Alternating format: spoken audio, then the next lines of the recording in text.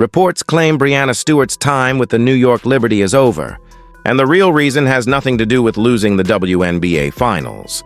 This is the headline shaking up WNBA news. But the alleged trade demand you've seen floating around is only the doorway into a much bigger, more complicated story. What's being described by multiple reports and conversations around the league is an internal tug-of-war over power, long-term roster control, and promises that some in Stewart's camp believe weren't kept. On the surface, it's easy to assume this is about a star taking a loss hard and reacting emotionally. The deeper picture painted by those reports suggests something far more deliberate. A calculated move shaped by late-game disagreements, salary cap reality, and a request for unprecedented influence over basketball operations that ownership wasn't willing to grant. If you're wondering why this is happening after a season most would call a success, another. WNBA Finals appearance, elite regular season numbers, sellout arenas, major TV audiences. The timing makes more sense when you follow the internal timeline outlined by people close to the situation. The friction didn't begin with the finals. It built over months, carrying from the court into the meeting rooms. The culmination wasn't just one missed shot or one strategic call. It was a philosophical divide. Who decides the biggest possessions, who shapes the rotation, and who gets a say in how a super team is constructed heading into the next 2 seasons. The basketball tension showed itself most clearly, according to film watchers and analysts in the WNBA Finals. Go back to Game 3.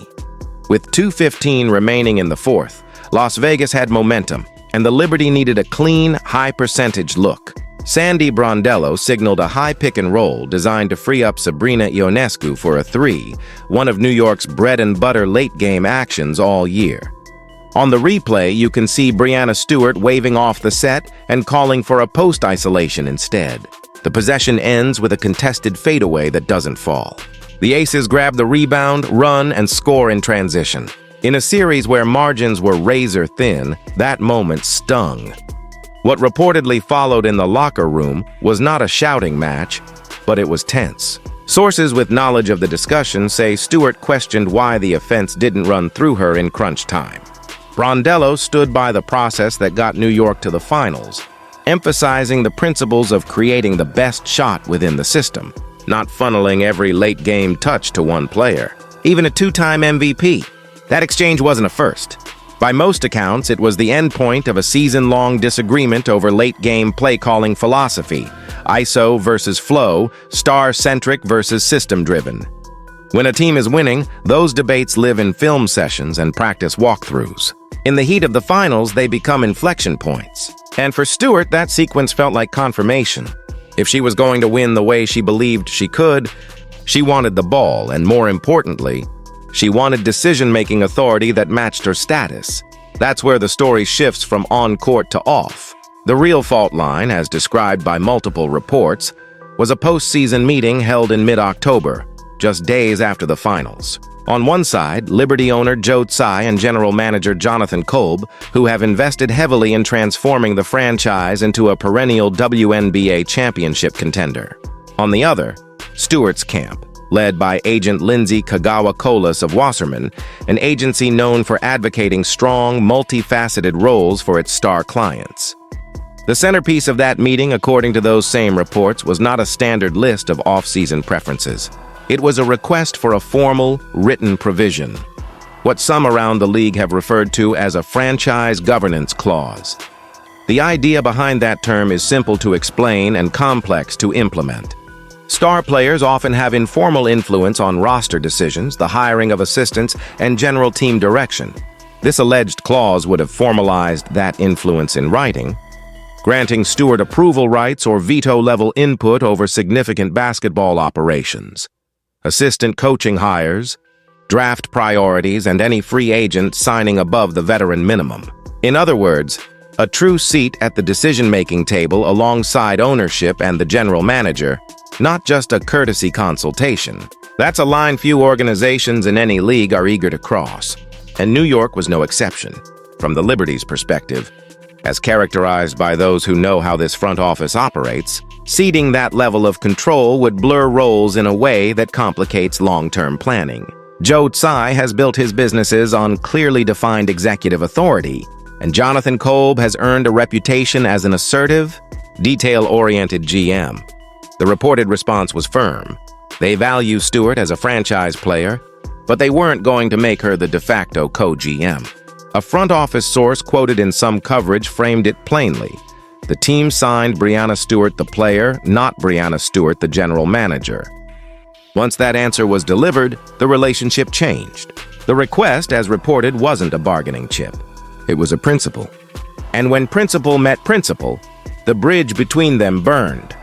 If that's where the conversation ended, the story might still have been salvageable.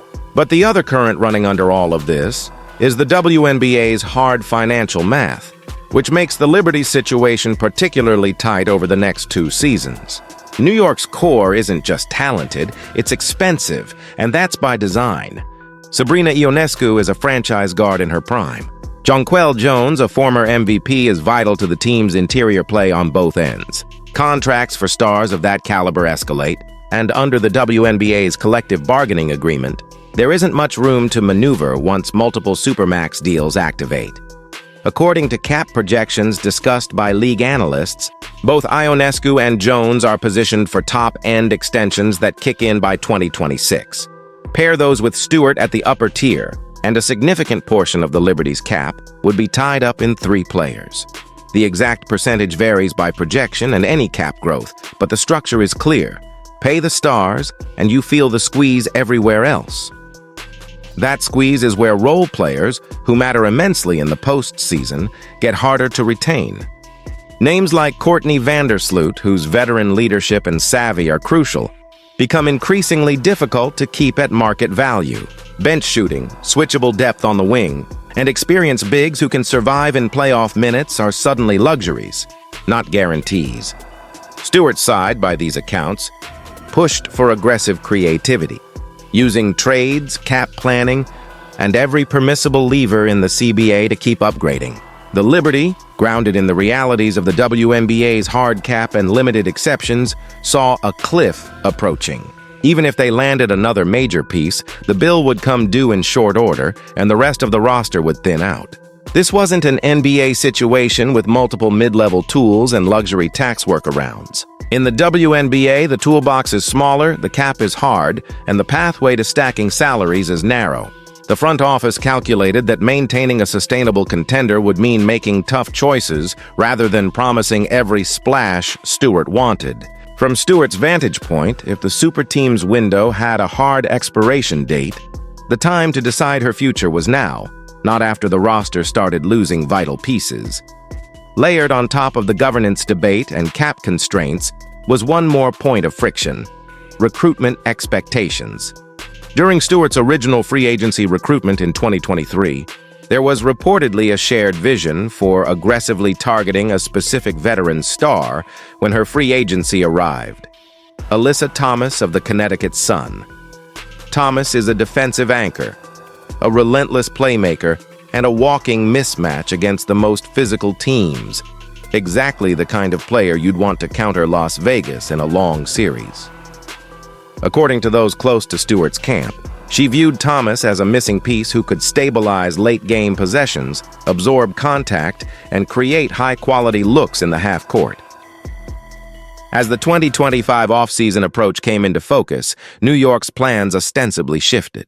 The emergence of younger, cheaper contributors and the looming cap commitments made another supermax-level pursuit much harder to justify. When Stewart's side reportedly asked post-finals about the seriousness of an Alyssa Thomas push, the answer was non-committal. Whether that constitutes a broken promise or just an adjustment to evolving conditions depends on who you ask. To Stewart, per those reports, it felt like walking back a core pillar of her recruitment pitch. To the front office, it was recalibration under a cap that doesn't bend to ambition. The result was the same either way: a widening gap between the star's vision and the franchise's calculus. There's also an agency factor that shaped how this all played out. Wasserman and Lindsay Kagawa colas have become synonymous with player empowerment across women's sports, and their approach has helped stars leverage their profiles into broader leadership roles with their teams and communities. It's an approach that has served legends like Sue Bird and Diana Taurasi well, embedding them deeply into the identity of their franchises. Seen in that light, an effort to formalize a long-term voice for Stewart in New York's decision-making is consistent with that philosophy. But organizational dynamics matter. Some ownership groups welcome that input and structure around it. Others draw a bright line between the locker room and the executive suite.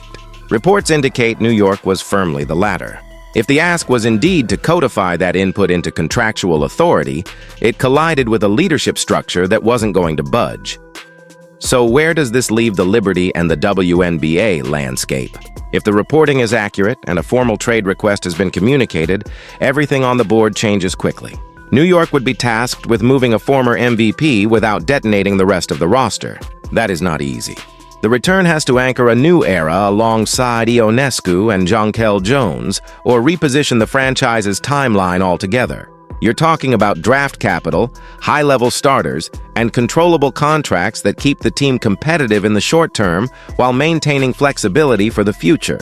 Bigger picture, the decision would signal to the rest of the league that even in a star-driven era, front offices still operate within strict CBA limits, and that organizational control is non-negotiable for some owners.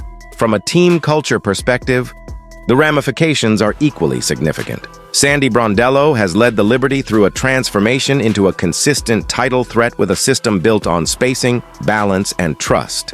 If a player-coach divide over end-of-game philosophy really did harden during the finals, the front office has to decide what values define the next iteration of this roster.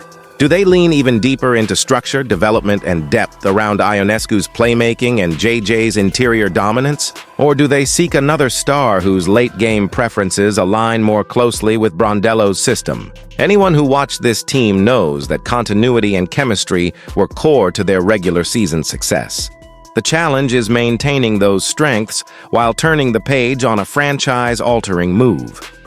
There's also the matter of optics and messaging, which always matters in WNBA trade rumors and free agency storylines. New York has become a flagship franchise for the league, sold out Barclays nights, national profiles, an environment stars are drawn to. Managing a public split with a face of the league talent like Stewart would test even the savviest communications plan. Far more important than statements or social posts, however, will be how swiftly and decisively the basketball decisions follow. In the WNBA, off-seasons move fast, and standing still while a star's future hangs in limbo can derail multiple dominoes. Other signings, internal extensions, and the development of young players who need defined roles. For Stewart, if she is indeed on her way out, the calculus is clear. She wants a path to another championship and a structure where her voice on strategy and roster building is either deeply respected or formally recognized. The list of destinations that can offer that combination under the current WNBA CBA is short. Any team that acquires her would be committing not just to her game, but to a collaborative model that ensures her perspective is front and center. If what she wanted in New York was formal authority, it's fair to ask whether any team will put that in writing. More likely, she'll land where the informal influence is trusted, the cap sheet is flexible, and the roster fits her two-way dominance. Zooming back out, there's a larger lesson here that goes beyond one player and one franchise. The term super team gets thrown around a lot, but in the WNBA, it carries different constraints than fans might be used to from other leagues. You can land multiple stars, but keeping them together while surrounding them with quality depth is incredibly difficult over multiple seasons. The cap is tight. Exceptions are limited. Draft capital matters even more. And egos. Healthy, competitive, necessary egos need managing within a framework that not every owner will adjust to on the fly. When power dynamics, promises, and payroll collide, something has to give. This situation, as reported, is an example of how quickly that collision can force a franchise to make a choice. It's worth underlining another point for everyone tracking WNBA news updates and trade rumors closely. Much of what we're discussing comes from reporting that relies on unnamed sources and background conversations. There has been no formal public confirmation from the Liberty, from Stewart, or from her representation on the exact details of the governance request or the recruitment promises. That context matters. It means fans should treat this as a developing story shaped by reliable patterns, on-court tension, cap constraints, and the evolving role of elite players in organizational decision-making, while recognizing that official details may change as more information becomes public. Responsible reporting on league-shifting rumors always keeps that distinction front and center. Still, even with that caveat, the contours are hard to ignore. The playoff loss didn't create the divide. It exposed it. The meeting didn't invent the power struggle. It crystallized it. The cap didn't suddenly appear. It's been part of New York's long-term reality since the day they assembled this core. When you add a reported shift on a targeted free agent pursuit, Alyssa Thomas in this case, you get the final ingredient: frustration over alignment. That's when players, especially players of Stewart's stature, make career-defining choices. Control matters to stars who are judged on championships. Flexibility matters to franchises judged on sustainability. When those values drift apart, exits become inevitable. What comes next for New York will define the East heading into the next few seasons. If the Liberty move aggressively to recoup value, they can reshape quickly around Ionescu's perimeter gravity and Jonquel Jones's two-way impact. They'll need shooting, defensive versatility, and late-game creation by committee to maintain their status as a finals contender. If they take a longer view, they might chase draft assets and younger players who fit a new timeline, trusting that a strong market, modern facilities, and a proven coaching staff will attract the next wave of stars. Either way, they'll be under the brightest spotlight in the WNBA. Every decision will be measured against the standard they set by reaching back-to-back finals.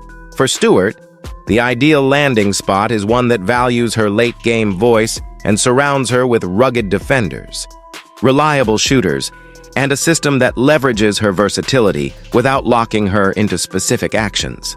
That's the beauty of her game. She can be the hub, the finisher, or the release valve. The destination will matter, but so will the alignment between floor strategy, front office vision, and the honest conversations that set expectations. The best partnerships in this league thrive when those pieces fit from day one. For the league at large, this moment underscores just how sophisticated roster building has become in women's basketball. Agencies are strategic. Front offices are data-driven. Players are more informed about cap mechanics than ever. The WNBA CBA, while improving player pay and quality of life over the last 2 cycles, still constrains the kind of top-heavy roster construction some fans want to see. That tension between star aggregation and depth will continue to define championship windows. The New York Liberty Superteam era drew massive attention because it captured the imagination. If it really is ending, it will also serve as a case study in how thin the margins are when ambition meets structure. One last note on tone and perspective. Despite the intensity of the reporting and the stakes involved, this remains a human situation. Coaches and players want to live in the moments they've worked their entire lives to reach. Executives want to build responsibly, and